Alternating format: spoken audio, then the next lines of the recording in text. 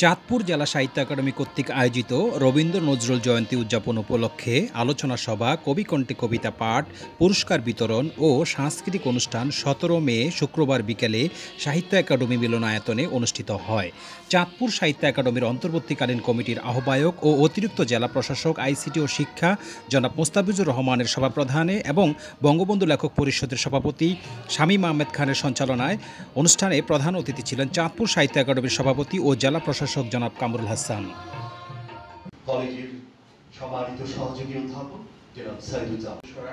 অনুষ্ঠানের আলোচনা পর্বে অংশ নেন দৈনিক চাঁদপুর কণ্ঠের প্রধান সম্পাদক কাজী শাহাদাত, কবি ও প্রাবন্ধিক ডাক্তার পীযূষকান্তি বড়ুয়া, চাঁদপুর সরকারি কলেজের সহযোগী অধ্যাপক সাইদুজ্জামান ও কবি ও লেখক কাদের পলাশ সহ অন্যান্য অতিথিবৃন্দ। কবি কণ্ঠে কবিতা পাঠ পর্বে কবিতা পাঠ করেন কবি ইকবাল পারভেজ, কবি খানে আজম, কবি মোখলিসুর রহমান ভূঁইয়া, কবি জাহিদ নয়ন, কবি সাদ আলামিন, কবি ফয়সাল মৃধা ও সুমন কুমার দত্ত। এছাড়া আবৃত্তি পর্বে অংশ নেন বঙ্গবন্ধু আবৃত্তি পরিষদ। সাংস্কৃতিক অনুষ্ঠান পর্বে আনন্দধ্বনি সঙ্গীত শিক্ষায়তনের অধ্যক্ষ রফিক আহমেদ মিন্টুর পরিচালনায় সঙ্গীত অনুষ্ঠানের অংশ নেন আনন্দধ্বনির শিল্পীরা।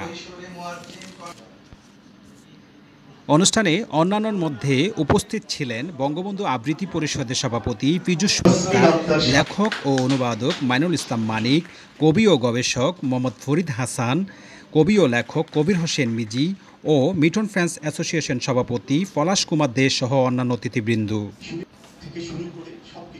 অনুষ্ঠানের শেষ পর্বে কুইজ বিজয়ী প্রতিযোগীদের মাঝে পুরস্কার বিতরণ করা হয়।